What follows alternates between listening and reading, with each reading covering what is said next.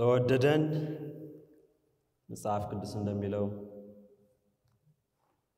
ከኃጢአታችንም በደሙ ላጠበን ለአባቱና ለአምላኩም ነገስታትና ካህናት እንድንሆን ላደረገ ለጌታ ለኢየሱስ ክርስቶስ ምስጋና ይሁን። እግዚአብሔር አምላካችንን እናመሰግናለን። ምድራችን በጣም በጨለማ በተዋጠችበት ጊዜ ጌታ ኢየሱስ ክርስቶስ ወደ ምድር መጣ። ሰው ሁሉ የሰማዩን መንግስት ረስቶት የሰማዩ ነገር ምን እንደሆነ ዘንግቶት በነበረ ጊዜ ጌታ ኢየሱስ ክርስቶስ ጳውሎስ እንደሚለው ዘመኑ በደረሰ ጊዜ ከሴት ተወልዶ ወደ ምድር መጣ እና ወደ ምድር ሲመጣ ለሰዎች ከብዙ ሺህ ዓመታት በፊት የረሱትን ሰማይ የሚባለውን አገር ምን አይነት እንደሆነ ሰዎቹ ምን አይነት እንደሆኑ የመንግስቱ መተዳደሪያ ምን እንደሆነ የሰማይ መንግስት ሕግ ምን እንደሆነ ለማስተዋወቅ ጌታ ኢየሱስ መጣ እና በዮሐንስ ወንጌል እንደምናነበው በአንድ ዕለት ወደ መቅደሱ ሄደ። ወደ ሰማይ የሰማይ መቅደስ ምሳሌ ወደ ሆነው ምድራዊ መቅደስ ሲሄድ ያገኛቸው ካህናቱ ሰማይን የሚመስል አገልግሎት በማገልገል ሳይሆን የእግዚአብሔር መቅደስ በሻጮችና በገዢዎች በነጋዴዎች በለዋጮች ገንዘብን ትርፍን በሚፈልጉ መንፈሳዊ ሰዎች ተሞልቶ አገኘው። በጣም በቁጣ መለኮታዊ በሆነ ቁጣ እነዛን ሰዎች ከቤተ መቅደሱ አስወጣ፣ አባረረና ግርማው ከሰማይ እንደመጣ ያስታውቅ ነበር። እሱን ካረገ በኋላ ሰዎችን ይፈውስና ያስተምር ነበርና ተመልካቾች ነበሩት። ይህ ሰው ከሰማይ የመጣ ሰው እንደሆነ ገምተዋል፣ ግን እርግጠኞች አይደሉም። እነሱ እንደሚያስቡት አላሰበም፣ እነሱ እንደሚያደርጉት አላደረገም፣ እነሱ እንደሚናገሩት አይናገርምና ግራ ተጋብተው ነበር። እና በዘመናት ምኞት ኤለን ዋይት ስትጽፍ ተሰበሰቡ ይላል። ይሄን አስተማሪ ምን እናርገው? የሚያደርገው ነገር ከእግዚአብሔር የተላከ ያስመስለዋል፣ ግን እኛ እንደምንለው አይደለም፣ እኛ እንደምንፈልገው አይደለምና ምን ብናደርገው ይሻላል ብለው ያወሩ ነበር። ከፈሪሳውያን አንዱ ያንን ይሰማ ነበርና ለምን ራሴ ነገሩን ሄጃ ላይም የሚል ነገር በልቡ አደረበት እና በአንድ ምሽት ጌታ ኢየሱስ ክርስቶስን ሊያይ ሄደ ይላል መጽሐፍ ቅዱስ። መጽሐፍ ቅዱስ ብዙዎቻችሁ እንደያዛችሁ ተስፋ አለኝ። ዮሐንስ ወንጌል ምዕራፍ 3 ነው። ብዙ ጊዜ አቋርጠነው አልፈናል ይህን መጽሐፍና መጽሐፍ ቅዱሳችሁን ወደዚህ ያውጡ። በዮሐንስ ወንጌል 3:1 እንደዚህ ይላል፣ ከፈሪሳውያን ወገን የአይሁድ አለቃ የሆነ ኒቆዲሞስ የሚባል አንድ ሰው ነበረ ይላል። የኒቆዲሞስን ታሪክ ዮሐንስ ብቻ ነው የጻፈው። ሌሎቹ የወንጌል ጸሐፊዎች አልጻፉትም ነበረ። ፈሪሳዊ ነው። ከፈሪሳዊነትም አልፎ የአይሁድ ነው አለቃ ነበር ይላል። የአይሁድ ፍርድ ሸንጎም አባል ነበረ እና እኔ ትንሽ ስራ በሌለኝ ጊዜ የአይሁድ ፍርድ ሸንጎ የሳንሄድሪኖ አባል ለመሆን ክራይቴሪያው ምንድነው የሚል ጥናት አደረኩኝና መጀመሪያ የገባኝ ነገር እኔ በዚያ ጊዜ ብኖር ኖሮ ከፈሪሳዊ አይደለም ከፍርድ ሸንጎ አይደለም ከፈሪሳዊ ግሩፕ የመሆኑን ክራይቴሪያ አላሟላም ብዬ ራሴ እና ፈሪሳውያን በጣም ግሩም የሆኑ የመጽሐፍ ቅዱስ ተማሪዎች ነበሩ። እስራኤል ከባቢሎን ምርኮ በተመለሰ ጊዜ ከዚህ በኋላ ብለው አሰቡ። ከዚህ በኋላ በአሕዛብ ነገስታት እስከ መቼ ነው የምንገዛው? እስከ መቼ ነው የተለያዩ አሕዛብ እየመጡ የሚገዙን? ይሄን ነገር ማስቆም አለብን ብለው አሰቡና ይሄንን ግሩፕ መሰረቱ። መጽሐፍ ቅዱስ የሚያጠኑ በጣም ለሙሴና ለዚያ ሕግ በጣም ታማኝ የሆኑ ሕይወታቸው በአካባቢው ካሉ ሰዎች በጣም ተመስክሮላቸው ግሩም የሚባሉ ሰዎች የሚገቡበት ግሩፕ ነበር የፈሪሳውያን ግሩፕ። እሱ ብቻ አይደለም አስራት የሚከፍሉ ከአስራትም ጌታ ኢየሱስ ብሎታል ከአስራትም እንደኛ 500 ብር ነው ደሞዝ ይሄው 50 ብር ብለው አምጥተው አይደለም ከያንዳንዱ የዕለትም ሆነ የወር ገቢያቸው አስበው አስራት የሚከፍሉ ሰዎች ነበርና የፈሪሳውያን አባል ለመሆን ያንን ነገር ማሟላት ያስፈልጋል ከዚያም ነው ኒቆዲሞስ ከዚህ ከፈሪሳዊነቱ በተጨማሪ ነው በጣም ግሩም የሆነ ፈሪሳዊ ስለሆነ የአይሁድ ፍርድ ሸንጎ አባል የመሆን እድል ገጥሞት ነበር በመልክ የተመሰከረላቸው መሆን አለባቸው ይላል የጆዊስ ኢንሳይክሎፒዲያ የዛ አባል ለመሆንና እኔ በመልክ ጣልኩት ራሴኛ ቁመናቸው በጣም የሚያምር በመንገድ ሲሄዱ ያንን የፈሪሳውያን የተለየውን ልብስ ለብሰው ግርማቸው ሰውን የሚገፋ መሆን አለበት እና በሀብታቸው ከአካባቢው ሰዎች ላቅ ያለ በሀብት መላቅ ብቻ ሳይሆን ደግሞ በስጦታ የእግዚአብሔርን ሥራ ለማገዝ በጣም በብዙ የሚሰጡ በመስጠት የታወቁ መሆን ነበረባቸው ከሕግ አንዷን እንኳን የማይሽሩ በጣም ታማኝ ሰዎች መሆን ነበረባቸውና ያን ሁሉ ክራይቴሪያ ሞልቶ ነው ኒቆዲሞስ የሳንሄድሪኑ አባል የሆነው እና ይሄንን ኢየሱስ ክርስቶስን ሲያስተምር ሰማ ይሄ ሰውና ወደ ኢየሱስ መጣ በሌሊት ይላል መጣና መምህር ሆይ አለ እግዚአብሔር ከእርሱ ጋር ከሆነ በቀር አንተ የምታደርጋቸውን እነዚህ ምልክቶች ሊያደርግ የሚችል የለምና መምህር ሆነ ከእግዚአብሔር ዘንድ እንደመጣህ እናውቃለን አለ እና የእውቀቱን ጥልቀት ለጌታ ለኢየሱስ ክርስቶስም ትንሽ አካፍሎት ነበር ነው አንተ የምታደርጋቸው ነገሮች ስናያቸው ስንገመግማቸው እኔ አውቃለሁ አይደለም ያለው አንተ የምታደርጋቸው ነገሮች የምትሰራው ስራ ከሰማይ እግዚአብሔር ካላከው በስተቀር እግዚአብሔር ካልሰጠው በቀር ይሄንን ነገር ማድረግ የሚችል ማንም ሰው የለም ማለት ስለዚህ አንተ መምህር ሆነ ከሰማይ እንደመጣህ እናውቃለን አለ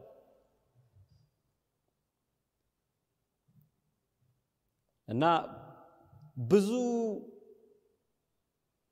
ይሄንን የጌታ ኢየሱስ ክርስቶስን ሥራና መልእክት አመጣጥ የማያውቁ ብዙ ሰዎች ነበሩ እሱ ግን አትሊስት ገምቶ ነው የሄደው ወደ የሚቀጥለው ነጥባችን ከመሄዳችን በፊት ስለ ፈሪሳውያን ኒቆዲሞስ ምን አይነት ፈሪሳዊ እንደሆነ እንድታውቁ ስለ ፈሪሳውያን አንዳንድ ነገር ልንገራችሁና ብዙ አይነት ፈሪሳውያን አሉ አንድ 7 አይነት ጽፍ ያለው እኔ እናንተ እንግዲህ ከዛ በላይ ታገኙ ይሆናል ብዙ የፈሪሳውያን ሊትሬቸሮች ጽሁፎች በ7 ይከፍሏቸዋል አንደኛው በእንግሊዝኛ ስታምብሊንግ ፋሪሲ ይሉታል እኔ ተንገዳጋጅ ፈሪሳዊ ብየዋለሁና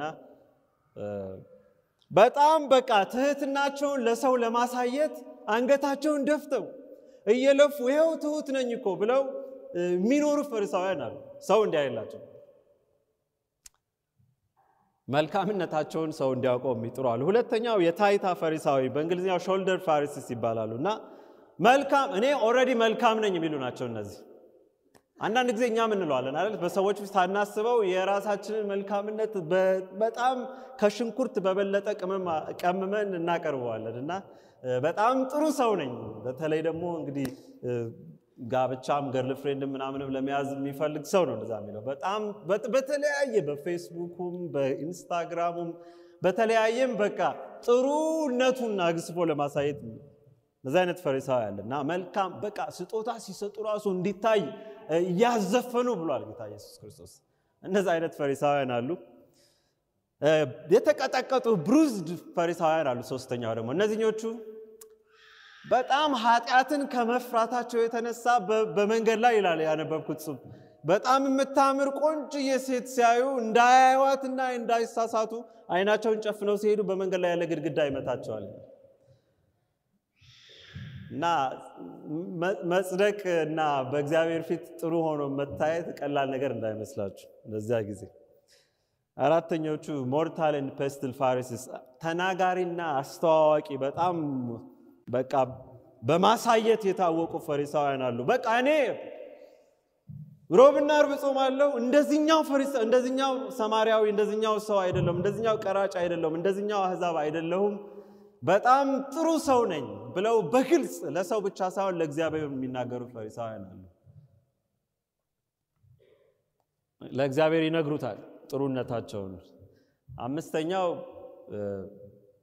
መዝገቢያጅ ፈሪሳውያን ወይም አካውንታንት ፋሪሲስ ይባላሉና ቁጭ ብለው ይጽፋሉ ለእግዚአብሔር ያረጉትን ለእግዚአብሔር የሰጡትን ስጦታ ለእግዚአብሔር የዋሉለትን ውለታ አንዳንድ ጊዜ እኛም አለችብን እቺና መተን ቄስ ቢሮ ወይም አንዱ ሰው ጋር ስናማርር ይሄን ሁሉ አርጌ ነው እናንተ ሳትወለዱ ጀምሮ በዚህ ቤተክርስቲያን ስመላለስ ስጦታ ስሰጥ ይሄን ሁሉ ለነገሩ ተዘርዝሮ አያልቅም ይሄን ሁሉ ሳረግ ብለን እንዘረዝረዋለን ስንት ዓመት በሙሉ ኖሬ እዚህ ይላል አካውንታንት ፋሪሳዊ ስድስተኛው የፍርሃት ፋሪሲስ ኦፍ ፊር እነዚህ እግዚአብሔርን በጣም የሚፈሩ በእግዚአብሔር ክብር በጣም ተደንቀው በዚያ ምክንያት ደግሞ እግዚአብሔርን ላለማሳዘን በዚያ ፍርሃት ታስረው የሚኖሩ ሰዎች አሉ ከሰው ጋር መነካካት የሚፈሩ ኃጢአት ላለመስራት በጣም የሚጠነቀቁ መርዳት ፈልገው ያንን ሰማርያዊ ብነካው ቆሽሻለሁ እግዚአብሔርን አሳዝናለሁ ሰውን ከመረዳ እግዚአብሔርን ብለው የተጎዳውን ሰው አልፈው የሚሄዱ ፈሪሳውያን የመጨረሻው ፋሪሲስ ኦፍ ላቭ የፍቅር ፈሪሳውያን በልባቸው ፍቅር ብቻ ያለ ፈሪሳውያን ኒቆዲሞስ ከዚህ ከሁለቱ አንድ ፈሪሳዊ ነበር ይላል ጽሑፍ በጣም የተማረ ነበር ብዙ ዕውቀት አለው ስለ ሙሴና ስለ ሕጉ ከዕውቀት አልፎ የእስራኤል አስተማሪ ነበር ዕውቀቱ በጣም ጥሩ ስለሆነ ደግሞ ከሰባዎቹ የእስራኤል ሽማግሌዎች አንዱ ነበር ዮሐንስ በዮርዳኖስ ማዶ በሚሰብክ ጊዜ ሄዶ ለመስማት ሰምቶ ነበር ትላለች እናንተ ቀራጮች ንስሐ ግቡ ከሚገባው በላይ አትውሰዱ ሁለት ልብስ ያለው አንዱን ይስጥ ተመለሱ እያለ ዮሐንስ የጮኸ በዮርዳኖስ ማዶ ሲሰብክ ሰማና እኔ እነዚህ ነገሮች ሁሉ ስለማሟላ የዮሐንስ ስብከት አይመለከተኝም ብሎ የሚያስብ ኩሩ የሆነ ፈሪሳዊ ነበር በአካባቢው ደግሞ በጣም የተወደደና ጥሩ ሰው ነበር በጣም ግሩም ሰው እንከን የማይወጣለት ሰው ነበርና እኔ ስለ ኒቆዲሞስ ብዙ ባነበብኩ ቁጥር ምን አለ ጌታ አንድ ቀን እንደዚህ አይነት የሆነ በገንዘብም በሰው ፊት በግርማ ሞገስም በሰውነትም እግዚአብሔርን ለማገልገል ባለው ቅናትም እንደገና ደግሞ እውነትን በመፈለግ ባለው ፍላጎትም ምን አለ እንደዚህ አይነት ነገር ቢኖረው በያስባለ ባይዘው አንዳንድ ፈሪሳውያን ህይወት ስታጠኑ ምንድነው ችግራቸው እስክትሉ ድረስ የአንድ የአይሁድ ጸሐፊ ነው የአዲስ ኪዳን መጽሐፍ የፈሪሳውያንን ማንነት በሙሉ አይተርክም ብሏል በተወሰነ መልኩ እውነቱን ነው በጣም ግሩም የሆኑ ፈሪሳውያን ነበሩ እኛ ስለ ፈሪሳውያነታቸው ብዙ ማናውቃቸው አንደኛው ኒቆዲሞስ ነበር ሜቢ ሁለተኛው ጳውሎስ ነው ሶስተኛው ገማልያል ሊሆን ይችላል ለእግዚአብሔር ባላቸው ቅናት ተወዳዳሪ የሌላቸው እንዲያውም ይላል ማቴዎስ 23 ሄዳችሁ ሰውን ለማሳመን ሰውን ፈሪሳዊ ለማድረግ ሰውን ለመስበክ እግዚአብሔርን የማያውቁ ሰዎች መጽሐፍ ቅዱስን እንዲያጠኑ ለሙሴ ሕግ እንዲታዘዙ በማድረግ ባህርና የብስን አቋርጠው የሚሄዱ ፈሪሳውያን ነበሩ ሚሽነሪ ፈሪሳውያን ነበሩ እነሱን የሚከተል ሰው ለማብዛት የማይከፍሉት መስዋዕትነት አልነበረም እኛ ታዲያ ምን ሆነን እያንዳንዱ ሰባኪ ዚዮቶ ፈሪሳውያንን የሚነቅፈው ያላቸውን ኮሚትመንት ለእግዚአብሔር ያላቸውን ቅናት የማይከፍሉት መስዋዕትነት አልነበረም እነሱን የሚመስል ሰው ለማፍራት አድቬንቲስት አንድ ሰው ለማድረግ ክርስቲያን አንድ ሰው እንዲሆን ጌታ ኢየሱስ ክርስቶስን እንዲያውቅ የነሱን ያክል ቅናት ቢኖረን ኖሮ ብዙ ሰው በዳነ ነበር እና ለእግዚአብሔር ባላቸው ቅናት ተወዳዳሪ የላቸውም የጳውሎስን ሕይወት ተመልከቱ እግዚአብሔር አሕዛብን ለመድረስ አሕዛብ ወንጌል እንዲደርሳቸው አሕዛብ የክርስቶስን መልእክት እንዲሰሙ የሞቱን የትንሣኤውን ዜና እንዲሰሙ የመረጠው ከአሕዛብ አይደለም በጣም ቀናተኛ የሆነ ለስራው ታማኝ የሆነ ምንም የማይወጣለት መስዋዕትነት ለመክፈል ፈቃደኛ የሆነ ከፈሪሳውያን አንዱ ነበር እግዚአብሔር የመረጠው ከጳውሎስን ከዛ ነበር ያወጣው ምክንያቱም በቅናት ለእግዚአብሔር በመታዘዝ ለእግዚአብሔር በመስራት ሕይወታቸውን አሳልፎ በመስጠት ከፈሪሳውያን የሚበልጥ ዴዲኬትድ የሆነ ሕዝብ አልነበረም በዚያ ጊዜ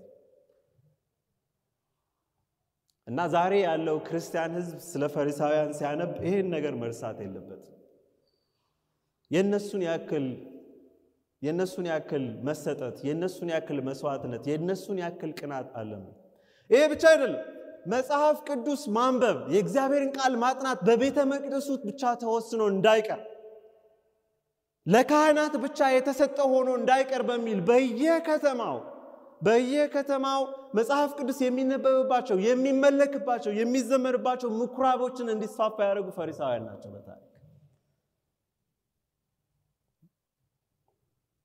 ከነዚህ ሰዎች አንዱ ነው ኒቆዲሞስ ወደ ኢየሱስ ክርስቶስ መጣ ሰዎች እንዳይሰሙት እንዳያውቁት ስልጣንና ስሙ ችግር ውስጥ እንዳይገባ በሚል በምን ሰዓት መጣ ይላል መጽሐፍ ቅዱስ ያዛችሁ በምን ሰዓት መጣ ይላል በሌሊት መጣ ይላል እርሱም በሌሊት ወደ ኢየሱስ መጥቶ መምህር ሆይ አለ እግዚአብሔር ከርሱ ጋር ከሆነ በቀር አንተ የምታደርጋቸው እነዚህ ምልክቶች ሊያደርግ የሚችል የለምና መምህር ሆነህ ከእግዚአብሔር ዘንድ እንደመጣ እናውቃለን አለው ይህን ሲል ጌታ ኢየሱስ ክርስቶስ ትኩር ብሎ ይመለከተው ነበር ስለዚህ እኔ ፈሪሳዊ ነኝ የፍርድ ሸንጎ አባል ነኝ ብዙ የሚቀረው ነገር አልነበረም ብዙ ጥሩ ስራ የሰራ ሰው ነው መጥቶ ከጌታ ከኢየሱስ ክርስቶስ የዘላለም ሕይወትን እንደሚወርስ ሙሉ ማረጋገጫ አግኝቶ መሄድ ይፈልጋል አንተ ጥሩ ፈሪሳዊ ነህ መልካም ፈሪሳዊ ነህ የሕዝብ አለቃ ነህ አይሁድ ነህ እንከን አይወጣልም ለቤተክርስቲያን በስጦታ የተመሰከረልህ ሰው ነበርክ እኔ ደግሞ ከእግዚአብሔር የተላኩ ሰው መሆኔን ታውቃለህ ስለዚህ ደህና ነህ ተብሎ መሄድ ነበር የፈለገው ልክ እንደኛ እኮ ቤተክርስቲያን ስንመጣ ቢቻል ደህና ሰባኪ ቢገጥመን መንፈስ የወረደበት ሰባኪ ቢገጥመን ሕይወታችሁ በጣም ግሩም ነው ብሎ ቢመልስ ደስ ይላል እኔ እንደዛ ይመቸኝ ነበር ከጥቂት ጊዜ በኋላ ነው ብዙ እንደዛ አይነት ስብከት ከሰማ በኋላ ነው ሕይወት ያልተለወጠም ችግር ውስጥ ገብቻለሁ ያሰብኩት ጌታ ኢየሱስ ክርስቶስ የኒቆዲሞስን ሕይወት በህሊናው ካሰባሰበ የኒቆዲሞስን ታሪክ ካየ በኋላ ማንነቱን ካስተዋለ በኋላ ዕውቀትን የሚፈልግ የበለጠ ማወቅን የበለጠ መረዳትና ከዚያ ደግሞ መዳንን መልካምነቱን ማህተም አስመትቶ መሄድ የሚፈልግ አይሁድ መሆኑን ካየ በኋላ የሚቀጥለውን አስደንጋጭ ቃል ተናገረው ዮሐንስ ወንጌል ምዕራፍ 3 ቁጥር 3 መጽሐፍ ቅዱስ ያዛችሁ ዮሐንስ ወንጌል ምዕራፍ 3 ቁጥር 3 ኢየሱስም መልሶ እውነት እልሃለሁ ሰው ምን ካለ ዳግመኛ ካልተወለደ በስተቀር የእግዚአብሔርን መንግስት ሊያይ አይችልም እግዚአብሔር ይመስገን ኒቆዲሞስ የፈለገው በጣም ጥሩ ሰው ነህ መልካም ሰው ነህ ምንም ችግር የለብህም ጥሩ መንገድ የሰማይ መንገድ ላይ ነው ያለው ሰማይን መግባት አይቀርም የሚል መልእክት ነበር ጌታ ኢየሱስ ግን ለዘላለም ከቢሆቱ ጀምሮ የመሰረተውን መሰረት በአንድ ቃል አናጋው ሰው ምን ካላለ ዳግመኛ ካልተወለደ በስተቀር የእግዚአብሔርን መንግስት ሊያይ አይችልም የሰማይን መንግስት ሊያይ አይችልም ማለት አልገባም ኒቆዲሞስ አልገባም ሰው ከሸመገለ በኋላ እንዴት ሊሆን ይችላል ግራ ገባ እንዴት ሊሆን ይችላል ኢየሱስ መልሶ አለው እውነት እልሃለሁ ሰው ከውሃና ከመንፈስ ካልተወለደ በስተቀር ወደ እግዚአብሔር መንግስት ሊገባ አይችልም ከስጋ የተወለደ ምንድነው ስጋ ነው ከመንፈስ የተወለደ ምንድነው መንፈስ ነው ዳግመኛ ልትወለዱ ያስፈልጋችኋል ስላልኩ አታድንቃለሁ ዳግመኛ መወለድ አለብህ ያለው አዲስ ልብ ያስፈልጋል አዲስ ሰው መሆን አለብህ ይሄ እስካሁን የገነባው መንፈሳዊ ሕይወት የሰማዩን ነገር ለማስተዋል በቂ አይደለም በቂ አይሆን ወንድሞችና እህቶች ብዙ ጊዜያችን አባክነናል ምናልባት ብዙ ዕውቀት ቢኖረኝ ምናልባት ብዙ መገለጥ ቢኖረኝ ብዙ መጽሐፍ ቅዱስና ትንቢትን በተነት ነው ይሄ በዚህ ቤተክርስቲያን የምንማራቸውን ከባባድ ትምህርቶች ይሄ አጥንት ተብለው የሚቆጠሩትን እነሱን ብቆረጥና ብከሸክሻቸው ቀላል ነገር ቢሆኑ ለኔ እና የበለጠ ብዙ አይነት ፍልስፍናዎችን ባስተውል ብዙ ነገርን ብማር የተከበረና አዋቂ ብባል አለቃ ብሆን ወይም ደግሞ ኃይልና ጉልበት ቢኖረኝ መንፈሳዊ ሕይወቴ ያድጋል መንፈሳዊ ሕይወቴ ይለወጣል ያን ጊዜ ዕውቀቴ ባደገ ቁጥር ደግሞ ጌታ ኢየሱስ ክርስቶስን የበለጠ አውቃለሁ የበለጠ መንፈሳዊ ልምምድ ይኖረኛል ብለን እናስብ ነበር። መጽሐፍ ቅዱስ እንደዛ አይልም። ለኒቆዲሞስ ተመሳሳይን ጥያቄ ይዞ ሲቀርብ ወደ ኢየሱስ ያለው ነው ዳግመኛ ካልተወለድክ የእግዚአብሔርን መንግስት ልታይ አትችልም ማለት ነው። በእኛ ቋንቋ ያለው ነው ኒቆዲሞስ ሰማይ አትገባም ነው። ሰማይ ለመግባት ነው ካልገባህ ብሎ ከውሃና ከመንፈስ ካልተወለድክ በስተቀር የሰማዩን መንግስት ልትገባ አትችልም፣ ሰማዩን ልታስተውል አትችልም፣ የእግዚአብሔርን መንግስት ልታይ አትችልም ማለት ነው። 9ኛው ቁጥር ላይ ኒቆዲሞስ በጣም ግራ በመጋባት ይህ እንዴት ሊሆን ይችላል አለው። ነው አለው እኛ የእስራኤል ምርጦች ነን ነው፣ የአብርሃም ልጆች ነን ነው፣ የሙሴን ሕግ እንጠብቃለን ነው፣ የቤተ መቅደስን ሥርዓት እናደርጋለን፣ በእግዚአብሔር ሕግ እየኖርን ነው፣ ብዙ እንከን የሚወጣልን ነገር የለም፣ አናመነዝርም፣ አንገድልም፣ ብዙ መጥፎ ነገር አንሰራም። ከዚያ በላይ ደግሞ ህይወታችን ለእግዚአብሔር ሕዝብ አገልግሎት የተሰጠ ነው። ለምንድነው ሰማይ ማንገባው? ለምንድነው ሰማይ ማንገባው? እና ይሄ አስተሳሰብ በዘመናት ሲዋረድ በቤተ ክርስቲያናችን ሲመጣ ነበር፣ በዓለም ዙሪያም ሲመጣ ነበር። የብዙ ሃይማኖቶች መሰረትም ይሄ ነው። ይሄን ሁሉ ነገር አድርጌያለሁ፣ እኔ ጥሩ ሰው ነኝ፣ I deserve something፣ የሆነ ነገር ይገባኛል፣ ሰማይም ከሆነ ሰማይ ይገባኛል ነው የኒቆዲሞስ አርጊውመንት። ኢየሱስ ክርስቶስ አለው ነው አይሆንም፣ እንደገና ካልተወለድክ ሰማይ ልትገባ አትችልም። እኔ ልጠይቃችሁ የምፈልገው ዛሬ ለኒቆዲሞስ ጌታ ኢየሱስ ክርስቶስ ይሄን ካለው ለኔና ለናንተ ይሄ ቃል የማይሰራበት ምክንያት ምንድነው? ኒቆዲሞስ ጥሩ ሰው ሆኖ መልካም ሰው ሆኖ የእግዚአብሔርን ሕግ እየጠበቀ በጊዜው ባለው መንፈሳዊ ልምምድ ጥሩ ከሚባሉት ሆኖ ጌታ ኢየሱስ ክርስቶስ ሲያገኘው አዲስ ልብ ከሌለ ሰማያት ግባም ሲለው ይሄ እኛን የማይመለከትበት ምክንያት ምንድነው?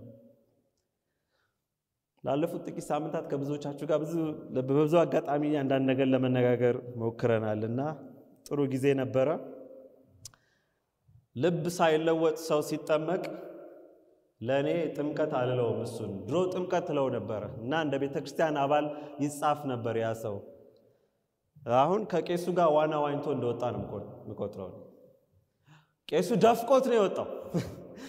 ተደፍቃችሁ ነው የወጣችሁ ያለ ልብ መለወጥ፣ ያለ አዲስ ልብ ወደዛ ከተገባ ዋኝታችሁ ዋውስ ተነክራችሁ ልብሳችሁ በስብሶ የሆነ ቀን የሰውን ቀን ሁሉ አባክናችሁ ቅዳሜ ቀን ስንት መዝሙር ሊዘመርበት ስንት ስብከት ሊሰበክበት የሚችለውን ጊዜ ባክኖ ነው የቀረው። ጌታ እግዚአብሔር አዲስ ልብን ይስጠን። ያ ልብ ነው ጌታ ኢየሱስ ክርስቶስ እንደሚለው የሰማዩን ነገር ሊያስተውል የሚችለው ልብ ያ ነው። ያ ልብ ነው ጌታ ኢየሱስ ክርስቶስን የበለጠ ሊያውቅ የሚችለው ልብ ያ ነው። ለዚያ ነው ከውሃ መወለድ ጥሩ ነው። በምርጫችን ወደ እግዚአብሔር ቤት መተን ይሄ ነው በቃ መርጫዋለሁ ጌታ ኢየሱስ ክርስቶስን ማለት ጥሩ ነው። ግን እኛ ሳንመርጥ በእግዚአብሔር ፈቃድ ጌታ ሆይ ልቤን አሳልፌ ሰጥቻለሁ ብለን ሰተን ደግሞ አዲስ ልብ መቀበል ያስፈልገናል። ለዚያ ዝግጁ ናችሁ ወይ? በዚህ ሳምንት ብዙ ዓመቴ ነው ከተጠመቅኩ ካላችሁ ምናልባት ከጥቂቶቻችሁ በስተቀር የዛሬ 20 ዓመት ነው እኔ የተጠመቅኩት እና ጊዜ ይሮጣል። 20 ዓመት ሙሉ ተጠምቀህ ይሄንን ቃል አሁን ነው የገባህ አለችኝ አንዱ። እና ያው በእናንተና በእግዚአብሔር በመላእክቱ ፊት 20 ዓመት ሙሉ ተጠምቄ እንዴት ነው አዲስ ልብ እንደሚያስፈልግ ያልገባኝ ብዬ ራሴንም መውቀስ ፈልጋለሁ።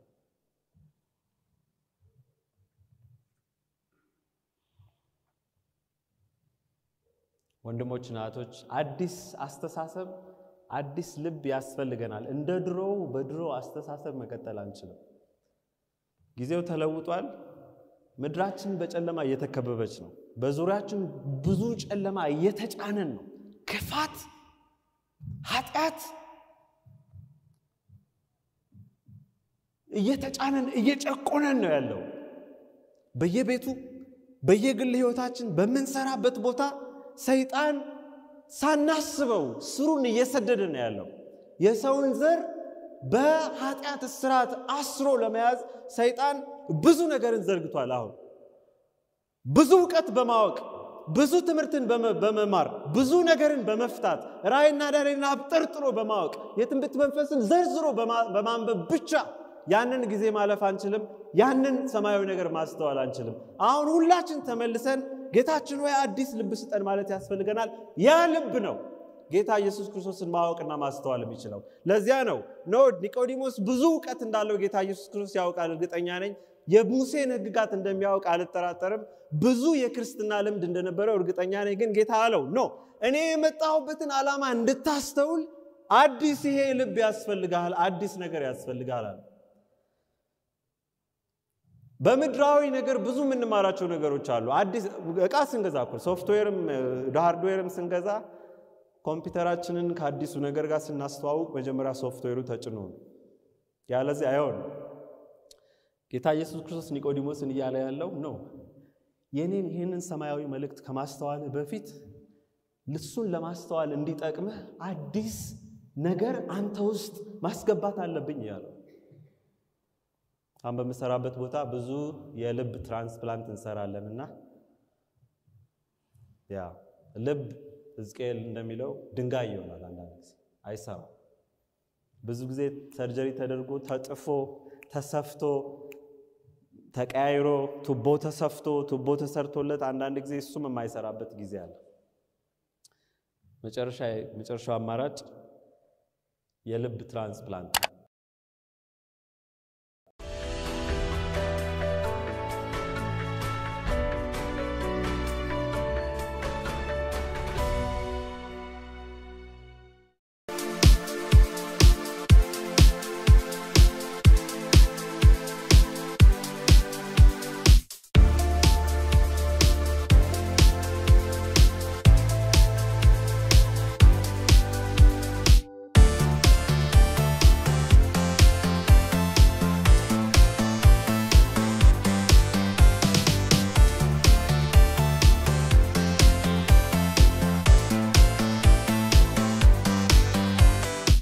ሰው አይታይም ነገር ግን ምንድነው የሚታየው ጣት ነው የሚታየው ጣት ደግሞ ምን የሚያደርግ የሚጽፍ እርግጠኛ ነኝ ስክሪፕቱ አልያዘም ወይም ደግሞ ጠመኔም የለውም ማርከርም የለውም ግን ይጽፍ ነበር ያ ጣት ለትን ተአምር የተደረገለትን ፈውስ ገለጸ አልነበረ እንደገና ደግሞ ስለናንተ የራሳችሁ ጸጉር እንኳን በጣም እንግዲህኛ ጸጉር አይደለም ይሄንን ሽምብራና አትክልት ፍራፍሬ ውሃን የጠጡት ሲል ንጉሱ የተረዳ ይመስለኛል አንድን መሪ የሚያደርገው ህዝቡን በሰላም ጊዜ መምራት ብቻ ሳይሆን ጠላት በመነሳበት ጊዜ መቆም የሚችል መሪ ነው መሆን ያለበት እነዚህን ችግሮች ወይም የጌታን ሥራ ወደ ግቡ ማድረስ የሚቻለው በእግዚአብሔር ላይ እምነታችን ስናደርግ ነው የድንጋይ እሳት ሲበላው አፈርን እሳት ሲበላው የነበረውን ሁኔታ ማሰብ ቀላል አይደለም ያ ተስፋ የሌለው ቦታ ያ ምድረበዳ የነበረን ቦታ እግዚአብሔር ህዝቡን እንደገና ቃል ኪዳኑን ፈጸመና መልሶ በቃ ተከናወነና ምን አላቸው በቃ ብሉ ጠጡ የሆነ አንድ እንትናችንን ግባችንን መተናል ስትራቴጂክ ፕላኑን ሲነድፍ ቆይቶ ያንን አሳካ ይህ የሰንበት ትምህርት ጥናት ክፍለ ጊዜያችን ነው በሆፕ ቻናል ኢትዮጵያ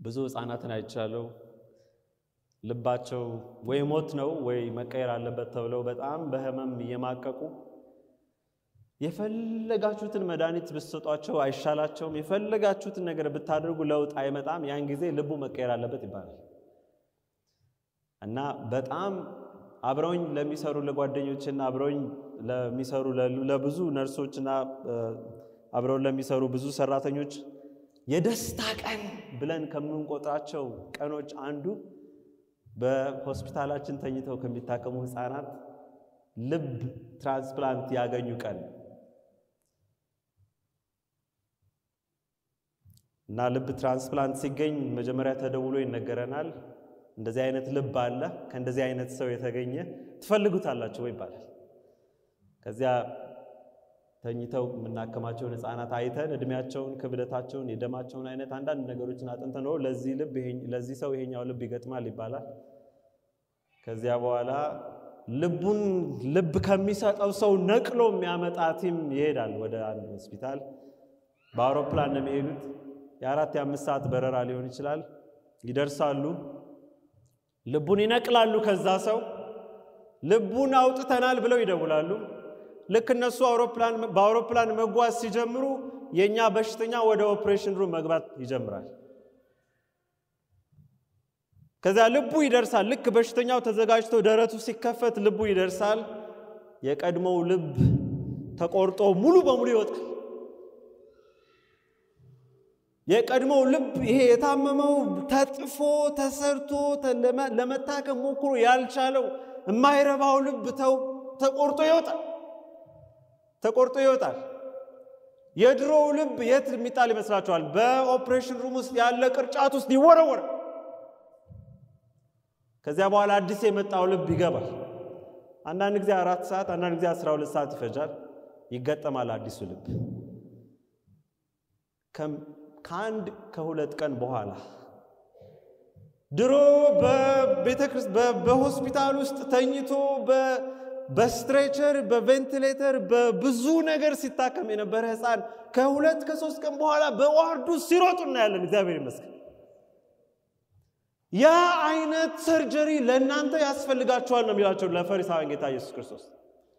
ያ ልብ ነው መድኃኒት ሲሰጠው የሚድን፣ መድኃኒት ሲሰጡት የሚመልስ፣ ሩጥ ስትሉት የሚሮጥ፣ ጉልበት ያለው፣ መስማት ማስተዋል የሚችል፣ ማፍቀር የሚችል፣ መውደድ የሚችል፣ ከምንም በላይ አምላኩን የሚወድ ያ ልብ ያስፈልጋቸዋል ይላል ጌታ ኢየሱስ ክርስቶስ።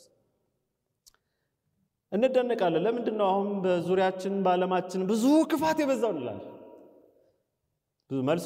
መልሱ ሩቅ አይደለም። እኛ መልካም ልብ ሲኖረን ያን ጊዜ እግዚአብሔር በእኛ ይሰራልና ለምንድን ነው? ጥቂት ነጥቦች አሉ። ለምንድን ነው እኛ መልካም ልብ የሚያስፈልገን? አንደኛ ሰማያዊውን ነገር እንድናስተውል በሕዝቅኤል 36:26 ሄዳችሁ አንብቡት። ሕዝቅኤል መጽሐፍ ምዕራፍ 36 ቁጥር 26 ከቁጥር 24 ጀምሮ አነባዋለሁ። ከአሕዛብም መካከል አወጣችኋለሁ ይላል። ከየአገሩም ሁሉ ሰበስባችኋለሁ፣ ወደ ገዛ ምድራችሁም አመጣችኋለሁ፣ ጥሩ ውሃን ረጭባችኋለሁ። እናንተም ትጠራላችሁ፣ ከርኩሰታችሁ ሁሉ ከጣዖቶቻችሁ ሁሉ አጠራችኋለሁ። አዲስም ልብ እሰጣችኋለሁ፣ አዲስ መንፈስ በውስጣችሁ አኖራለሁ። የድንጋዩን ልብ ከስጋችሁ አወጣለሁ፣ የስጋንም ልብ እሰጣችኋለሁ። መንፈሴ በውስጣችሁ አኖራለሁ፣ በትእዛዜም አስኬዳችኋለሁ። ፍርዴንም ትጠብቃላችሁ፣ ታደርጉታላችሁ። እግዚአብሔር ይመስገን። ለዚያ ነው አዲስ ልብ የሚያስፈልገው ይላቸዋል። እና እኔ እግዚአብሔርን የምለምነው እሱ ነው። እሱን እንዲሰጥ ለዚህ ለክርስቲያኑ ህብረተሰብ እግዚአብሔር አዲስ መንፈስን አዲስ ልብን እንዲሰጥ። ኤለን ዋይት በአወር ሃይ ኮሊንግ በሚል መጽሐፏ ብዙ ወጣቶች ስላለች አዲስ ልብ የሚለውን ሐሳብ ባለማስተዋል ስተዋል ትላለች። የተለየ ስሜትና ለውጥ እንዲሰማቸው ይጠብቃሉ። ይህንም የተለየ ስሜት ሲሰማቸው መለወጥ ብለው ይጠሩታል ትላለች። በዚህም ስተት ብዙ ሺዎች ለጥፋት ተዳርገዋል። እንደገና መወለድ የሚለውን ሐሳብ አላስተዋሉም ትላለች። እኛ ለራሳችን አዲስ ልብ መስጠት አንችልም፣ መጠመቅ ግን እንችላለን።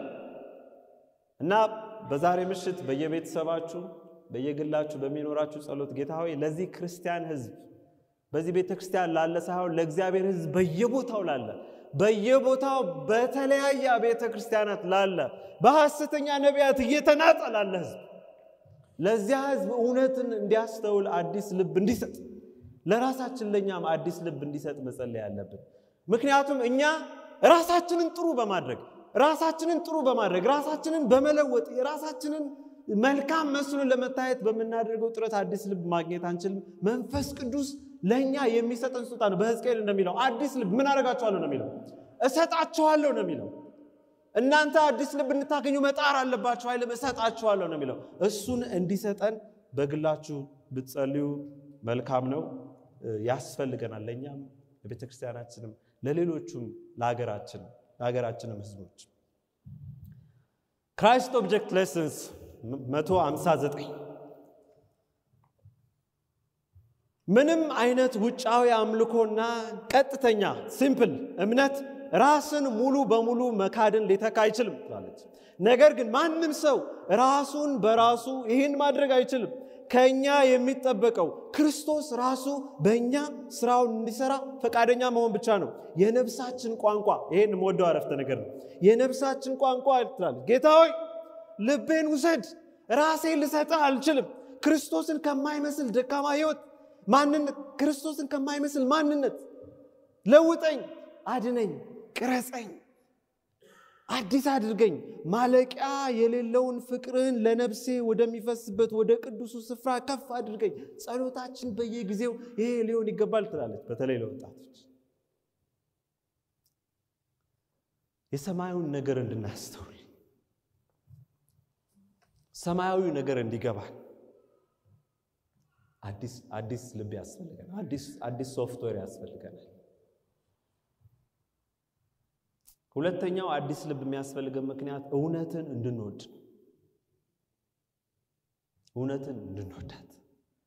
ከባድ እኮ ነው። ብዙ ጊዜ እኔ ለምን ሰዎች ጥሩ አድቬንቲስት አልሆንም ብዬ ስበሳጭ፣ ጨጓራዬን ስልጥ፣ ስጽፍ ጊዜን ሳባክን ያሳለፍኳቸው ጊዜዎች አሉ። አዲስ ልብ ሳይኖር እንኳን እኛ ጌታ ኢየሱስ ክርስቶስ ሰዎችን መለወጥ አልቻለም። ለደቀ መዛሙርቱ ሲያስተምራቸው ነበር በማቴዎስ ምዕራፍ 9 ቁጥር 16 እና 17 በአዲስ ልብስ ምን አለ? በአዲስ ልብስ አሮጌ ራፍ የሚያኖር የለም ነው አይደል የሚለው? አለበለዚያ ምን ይሆናል? ይበጣጠሳል ነው የሚለው። መቀደዱም እንዲያውም የባሰ ይሆናል። ባረጀ አቆማዳ አዲስ ወይን ጠጅ የሚያኖር የለም። ባሮጌው አቆማዳ አዲስ ወይን ጠጅ ብታረጉ ምንድነው ችግሩ? ይፈነዳል አይደል? ይቀደዳል፣ የወይን ጠጁም ይፈሳል፣ አቆማዳውም ይፈሳል። ብዙ ጊዜ ተሸወድ ነው። ይሄን ሰባኪዎች በተለይ ህዝባችን፣ ጓደኞቻችን፣ የቤተክርስቲያን አባላት አዲስ ልብን አዲስ መንፈስን እንዲያገኙ ሳንሰብካቸው ዳንኤል 8:14 እናስተምራቸዋለን። እንዴት ብሎ ይሆናል? ቅድም ሳስብ ነበር ሊትራሊ ይፈነዳል ነው የሚለው። ያልተለወጠ ጭንቅላት ብዙ ኢንፎርሜሽን ብትሰጡት ምንድነው የሚሆነው? ሊትራሊ ይፈነዳል። ብዙ በወጣቶች ቋንቋ ብዙ የፈነዱ ሰዎች የምናውቃቸው አሉ።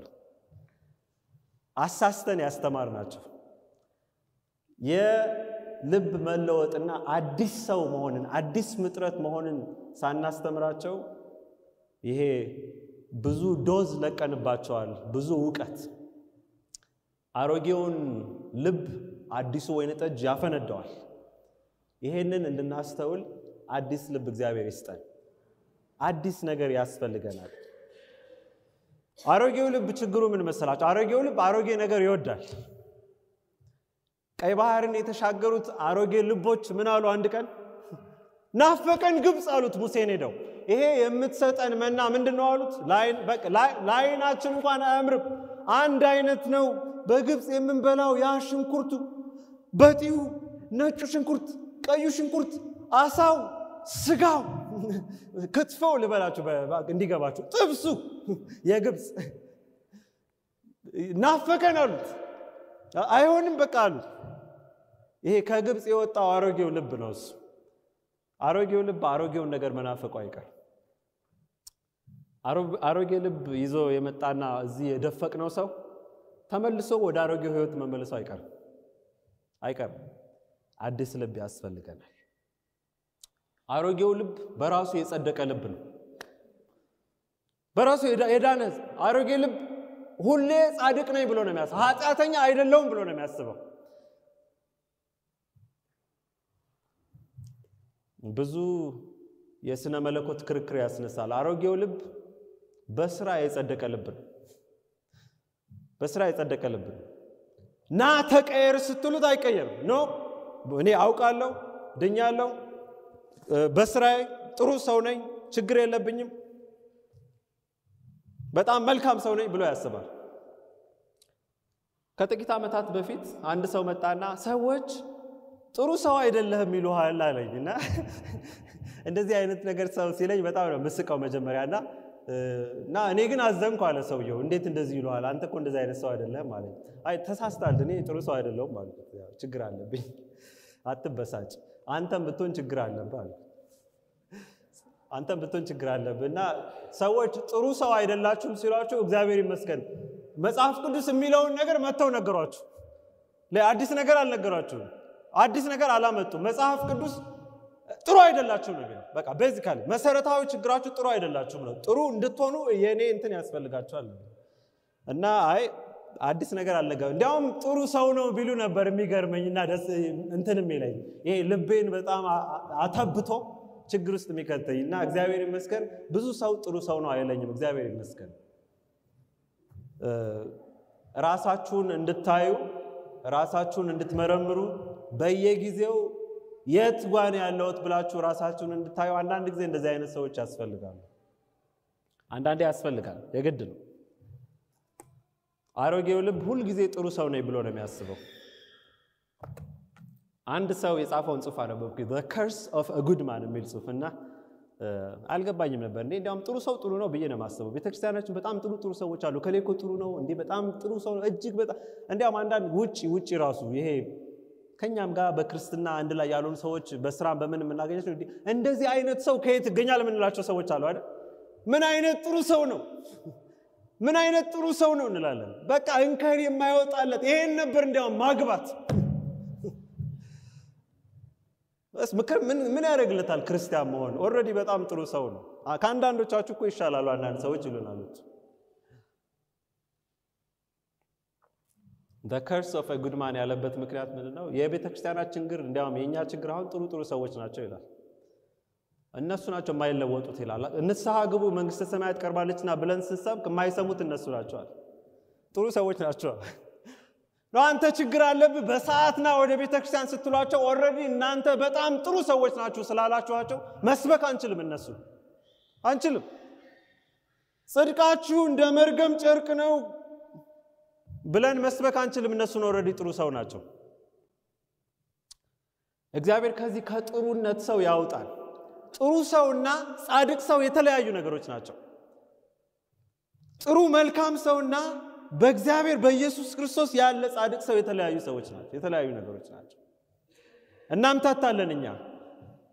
ጻፊ ብሏል a good man is different from a righteous man። ኒቆዲሞስ በጣም ጥሩ ሰው ነበር፣ ግን የእግዚአብሔር መንግስት ማየት አይችልም። አዲስ ልብ ካልተሰጠው የእግዚአብሔር መንግስት ማየት የማይችል ሰው ነበር። እኛ መሆን ያለብን ለክርስቶስ የሚመቹ ወደ ሰማይ መግባት የሚችሉ ሰዎች እንጂ ሰዎች መልካም ናቸው የሚሏቸው ሰዎች አይደለም። ያንን ነገር በልባችን ማስገባት አለብን። እውነትን የሚወድ ለእውነት የቆመ የማይነቃነቅ ያንን አይነት ህይወት እግዚአብሔር እንዲሰጠን ያ አዲስ ልብ ያስፈልገናል። ቲቶ ምዕራፍ 3 ላይ ነገር ግን የመድኃኒታችን የእግዚአብሔር ቸርነትና እውነት ሰውን መውደዱ በተገለጠ ጊዜ ይላል እንደ ምሕረቱ መጠን ለአዲስ ልደት በሚሆነው መታጠብና በመንፈስ ቅዱስ መታደስ አዳነን እንጂ እኛ ስላደረግነው በጽድቅ ስለነበረው ስራ አይደለም። ያም መንፈስ በጸጋው ጸድቀን በዘላለም ሕይወት ተስፋ ወራሾች እንድንሆን በመድኃኒታችን በኢየሱስ ክርስቶስና በእኛ ላይ አትርፎ አፈሰሰው ይላል። ይሄ ነው የሰውን ሕይወት ከመልካም ይሄ ጥሩ ሰው ነው ከሚባለው ወደ ጻድቅ ሰው የሚለውጠው። ጻድቅ ሰው ስትሆኑ ሰው ላይወዳችሁ ይችላል። necessarily ሰዎች ጥሩ ሰው ነው ላይላችሁ ይችላሉ፣ ግን ለእውነት የቆመ እውነትን የሚወድ ለእውነት ራሱን የሰጠ ህይወት ይኖረናል እና ያንን እግዚአብሔር ይስጠን። አሜን። በትምህርት ነፋስ የማይፍገመገም ነው አዲሱ ልብ። አዲስ የሆነ ወይን ጠጅ እግዚአብሔር የሚያስቀምጥበት። ሶስተኛው አዲስ ልብ የሚያስፈልገን የእግዚአብሔርን ፍቅር እንድናስተውል ነው። ኒቆዲሞስን ጌታ ኢየሱስ ክርስቶስ አዲስ ልብ ያስፈልጋል ካለ በኋላ ምክንያቱም ሲዘርለት ነበር። ዮሐንስ ወንጌል ምዕራፍ 3 ቁጥር 16 በእርሱ የሚያምን ሁሉ የዘላለም ሕይወት እንዲኖረው እንጂ እንዳይጠፋ እግዚአብሔር አንድያ ልጁን እስኪሰጥ ድረስ ዓለሙን እንዲሁ ወዷልና እግዚአብሔር ይመስገን። ይሄንን እንድናስተውል ይሄንን ነገር በልባችን እንድንሸከም አዲስ ልብ ያስፈልጋል። የእግዚአብሔር ፍቅር ለማስተዋል አንችልም አይሆንም የሚሆን ነገር አይደለም። ምክንያቱም የእግዚአብሔር ፍቅር ሰማያዊ ነው። እኛ በማንኛውም የህይወት ልምዳችን አልተለማመድነውም፣ አላየነውም። እሱን ለማወቅ አዲስ ልብ ያስፈልገናል። በሐዋርያት ሥራ ምዕራፍ 3:33 ላይ ክርስቶስን በማስተላሰል መለኪያ ወደማይገኝለት የፍቅር ውቅያኖስ ዳር እንጠጋለን። ስለዚህ ፍቅር ይላል ልንናገር ብንደፍር ቃላት አይበቃንም። በምድር ስለነበረው ህይወቱ ስለከፈለልን መስዋዕትነት በሰማይ ስለሚቆምልን ጥብቅና ስለሚወዱት ስላዘጋጀው ሰማይ ስለ ትልልቅ እውነቶች ስለ መላእክት ስለ ሰማይ ዜጎች ስለ ምጽአቱ ስለ ሰማይ ኑሮ ልናስተውል አንችልም። ያ የእግዚአብሔር ፍቅር በጣም ጥልቅ ነው እንላለን።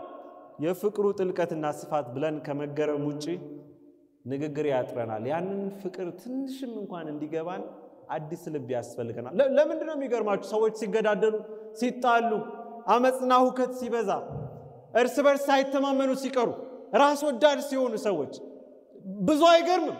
ምክንያቱም ያላቸው አሮጌው ልብ ነው። አሮጌው ልብ እኮ ነው። ይሄን ስንት ሚሊዮን አሮጌ ህዝብ እኮ ነው በየቴሌቪዥኑ በየሬዲዮ ተስማሙ፣ ተዋደዱ፣ ተፋቀሩ፣ አንድ ሁኑ፣ በአንድነት ኑሩ እየተባለ የሚሰበከው ሊሆን አይችልም። አዲስ ህዝብ ያስፈልገዋል። አዲስ ልብ ያስፈልገዋል። ይሄ ህዝብ አዲስ ልብ ያስፈልገዋል። ይሄ ክርስቲያን ህዝብ ካለበለዚያ ምንም አይነት ለውጥ በህይወታችን አይመጣም፣ በመንፈሳዊ ህይወታችን አይመጣም፣ በቤተክርስቲያናችን አይመጣም፣ በአገራችንም አይመጣም። የሞተውን ድንጋዩን ልብ ተዋደድ ብለን እንዴት ነው የምንሰብከው? እንዴት ተብሎ ነው የሚሰበከው? በመንፈስ ቅዱስ የሚሰጠው ልብ ሳይኖረው ሰው እንዴት ነው በአንድነት ሊኖረው የሚችለው? ነው አሜሪካ ለአውሮፓ ሰው በአንድነት ተስማምቶ ይኖራል ብላችሁ ታስቦ ይሆናል። አንድ አመት ሙሉ ቤታችን ውስጥ ኖረናል። ከግራና ከቀኝ ከፊትና ከኋላ ያሉ ጎረቤቶቻችን ስማቸውን አናውቅም። በመኪና ወተን ስንሄድ በእጅ እንላለን። ከዚያ የዘለለ ብዙ ግንኙነት የለንም። ቤት ያሉትን ህፃናት ግን ጠይቋቸው፣ ጎረቤቶቻችን ስማቸው ማን እንደሆነ ያስተውሉ ያውቃሉ። ምክንያቱም እነሱ ሰውን እንደ ሰውነቱ ነው የሚያዩት። ልባቸው ክፍት ነው። ማን ምን እንደሆነ እነሱ ናቸው ለይተው የሚያውቁት። እና ያለ አዲሱ ልብ መፋቀር አንችልም። ስትጣሉ ከሰው ጋር ስትጋጩ ስትተማሙ እርስ በርስ ስትበላሉ መጽሐፍ ቅዱስ እንደሚለው ስትነካከሱም ይላል። ብዙ የሚደንቅ ነገር አለ። ምክንያቱም ቤተክርስቲያናችን ብዙ አሮጌ ልብ አለ መቀየር ያለበት። ማፍቀር አይችልም አሮጌው ልብ።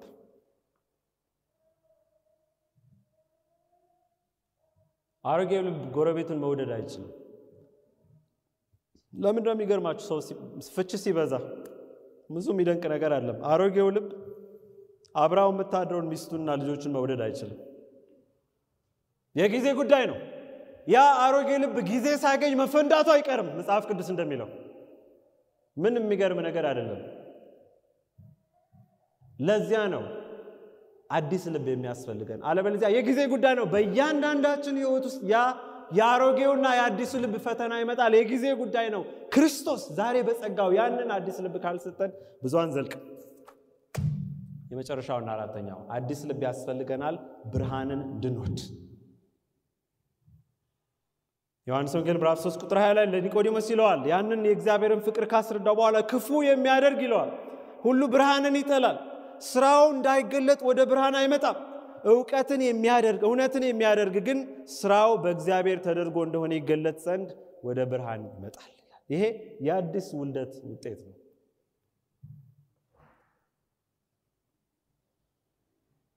ለብዙዎች አዲስ ትምህርትን መማር፣ አዲስ አቅጣጫን መያዝ፣ አዲስ ነገርን ማላመጥና ማስተዋል በጣም ከባድ ነገር ነው። እኛ የምንወደው እንደ ድሮ መሆን። ብርሃን ያስፈልገናል። ወደ ሰማይ በመናደርገው ጉዞ ዓለም እየጨለመች በሄደችበት በአሁኑ ሰዓት እኛ ያንን ብርሃን ይዘን እንቆይ የሚያበራልን ሻማችን እንደተቀጣጠለ እንዲቆይ የሚያደርግ ብርሃን ያስፈልገናል። እግዚአብሔር ያንን ብርሃን እንዲሰጠን ያንን አዲስ መገለጥ እንዲሰጠን አዲስ ልብ ያስፈልገናል። መዝሙር ላይ በ36ኛው ምዕራፍ ጌታ ሆይ ዘማሪው አንተ የሕይወት ምንጭ ነህ፣ በብርሃንህ ብርሃንን እናያለን። እግዚአብሔር ይመስገን። በሁለተኛ ቆሮንቶስ ጳውሎስ በክርስቶስ ፊት የእግዚአብሔርን የክብሩን ዕውቀት ብርሃን እንዲሰጥ በልባችን ውስጥ የበራ በጨለማ ብርሃን ይብራ ያለ እግዚአብሔር ነውና ይላል። እግዚአብሔር ይመስገን። ለኛ አዲስ ብርሃን እንድናገኝ አዲስ ልብ ያስፈልገናል። ይህን ሁሉ ቃል እግዚአብሔር ሰጥቶናል እና ዛሬ ወደ የቤታችን ሄደን በግል ጸሎት በምንሆንበት ጊዜ ጌታ ሆይ መጀመሪያ ለኔ አዲስ ልብ ስጥ፣ ለቤተ ክርስቲያን ጓደኞቼና ለወዳጆቼ አብረውኝ ለሚኖሩት ለኢትዮጵያ ሕዝብ በብዙ አብያተ ክርስቲያናት በሐሰትና በተለያየ ነገር ታስሮ ለሚኖሩ ለዚህ ምስኪን ሕዝብ አዲስ ልብ ስጥ፣ ሰማያዊውን ነገር የሚያስተውል ብለን መጸለይ መቻል አለብን። ስለ ምድራዊ ነገር ብዙ ሲባል ማስተዋል ከከበደን የሰማይን ነገር ማስተዋል አንችል። ሰማይ የተለየ ቦታ ነው፣ አዲስ ቦታ ነው፣ አይተነው አናውቅም። በህሊናችን ልናስበው ልናሰላስለው አንችልም። ጌታ በጸጋው አዲስ ልብ ሰጥቶን አዲስ ፍቅር፣ አዲስ መንፈስ፣ አዲስ መገለጥ፣ አዲስ ብርሃን ኖሮን በዛ መልኩ ነው ጌታ ኢየሱስ ክርስቶስን ማስተዋል የምንችለው። ያ በዛ መልኩ ነው መዋደድ የምንችለው። ብዙ ምስክር እግዚአብሔር ሰጥቶናል፣ ብዙ ነገር እግዚአብሔር አድርጎናል። ዕብራውያን ምዕራፍ 12 አንብበን ጨርሳለን። ሁላችንም እንነሳ። ዕብራውያን ምዕራፍ 12 ቁጥር 1 እና 2 አነባዋለሁ። እንግዲህ እነዚህን የሚያህሉ ምስክሮች እንደ ደመና በዙሪያችን ካሉልን እኛ ደግሞ ሸክምን ሁሉ ቶሎም የሚከበንን ኃጢአት አስወግደን፣ ቶሎ የሚከበንን ምድራዊ አስተሳሰብ አስወግደን፣ ቶሎ የሚከበንን ምድራዊ ልብ ድንጋዩን ልብ አስወግደን የእምነታችንን ራስና ፈጻሚውን ኢየሱስን ተመልክተን በፊታችን ያለውን ሩጫ በትዕግስት እንሩጥ። እርሱ ነውርን ንቆ በፊቱም ስላለው ደስታ በመስቀል ታግሶ በእግዚአብሔር ዙፋን ቀኝ ተቀምጧልና። እግዚአብሔር ይመስገን። እንጸልይ። በሰማይ ያለ ቸር አምላካችን እኛ ራሳችንን በራሳችን መለወጥ አንችል። አንተ ግን በጸጋህ የኛን ሕይወት መለወጥ ትችላለህ። ሐሳባችንን ከምድራዊ ወደ ሰማያዊ፣ አመለካከታችንን ከምድራዊ ነገር ወደ ሰማያዊ፣ እቅዳችንና ፍላጎታችንን ከምድራዊ ነገር ወደ ሰማያዊ፣ የወደፊት ምኞታችንን ምድራዊ ሳይሆን ሰማያዊ እንዲሆን አዲስ ልብን እንድትሰጠን እንደ ተስፋ ቃልህ እንደገባኸው እንድትሰጠን እንጸልያለን። ይሄ ቤተክርስቲያን ከዚህ በላይ እንዲያድግ እንዲፈወስ በዙሪያችን ያሉ ጎረቤቶቻችን፣ ወዳጆቻችን፣ አብረውን የሚሰሩ አብረውን የሚማሩ አብረውን በተለያየ የኑሮ ውጣ ውረድ የሚኖሩት ሰዎች በእኛ ምክንያት ያንተን ፍቅር የሚያስተውሉ እንዲሆኑ እንዲፈወሱ ለእኛ አዲስ ልብ ስጠን። ጌታዊ ተመልሰን እንደገና ወደ ግብፅ እንዳንመለስ፣ ተመልሰን ወደ ድሮ ሕይወታችን እንዳንመለስ አዲስ ልብ ስጠን።